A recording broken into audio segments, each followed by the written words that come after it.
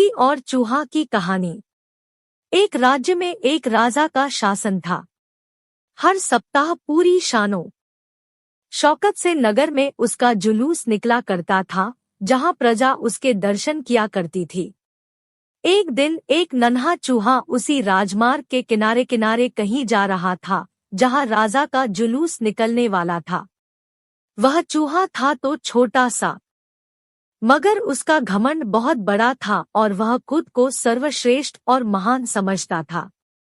कुछ देर बाद राजमार्ग से राजा का भव्य जुलूस निकला, जिसे देखने लोगों की भीड़ लगने लगी। राजा अपने पूरे दलबल के साथ था। उसके सैनिक उसे घेरे हुए थे। कई मंत्री और अनुचर उसके पीछे थे। वह एक विशाल शाही हाथी पर सवार था। हाथी शाही था, इसलिए उसे भव्यता से सजाया गया था और उसकी शान भी देखते बनते थी।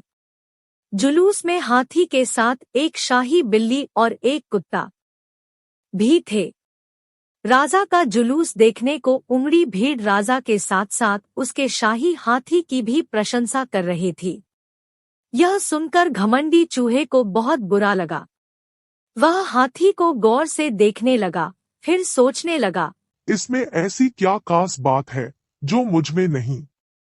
मैं भी उस जैसा ही हूँ। मेरे पास भी 2 आंखें, 2 कान, 1 नाक और 4 पैर हैं। फिर उसकी इतनी प्रशंसा क्यों? उसके विशाल शरीर के कारण, लंबी सूंड के कारण, छोटी छोटी आंखों के कारण या झुर्रीदार चमड़ी के कारण? किस कारण? एक बार तुम लोग मुझे देख लो, उस हाथी को भूल जाओगे। मैं हाथी से ज्यादा महान हूँ। चूहा ये सब सोच ही रहा था कि शाही बिल्ली की नजर उस पर पड़ गई और उसकी लार टपक गई। जुलूस छोड़ वह उसकी ओर लपकी। फिर क्या था? चूहा अपनी सारी महानता भूलकर दुम दबाकर भागा। भागते भागते वह हाथी के सामने आ गया। आगे बढ़ते हाथी ने उस पिद्दी से चूहे को देखा तक नहीं और अपना विशाल पैर उठा लिया। चूहा उसके पैर के नीचे कुचलने ही वाला था, मगर किसी तरह उसने खुद को बचाया। वहां से बचा तो खतरनाक कुत्ता सामने था, जो उसे देखकर गुर्राया। चूहा पूरी जान लगाकर वहां से भागा और राजमार्ग के किनारे स्थित एक छेद में घुस गया। उसका सारा घमंड उतर चुका था।